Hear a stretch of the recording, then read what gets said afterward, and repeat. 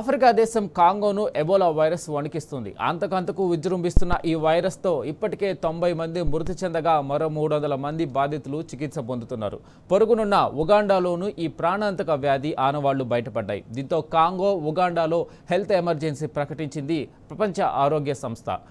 Virus బారిన పడుతున్న వారి సంఖ్య పెరుగుతుండడం ఆందోళన వ్యక్తం చేసింది. కాంగో సమీప దేశాలను అలర్ట్ చేసింది. జాతీయ విపత్తు యంత్రాంగాలను అప్రమత్తం చేయాలని, సరిహద్దుల వెంబడి స్క్రీనింగ్ చేపట్టాలని WHO సూచించింది.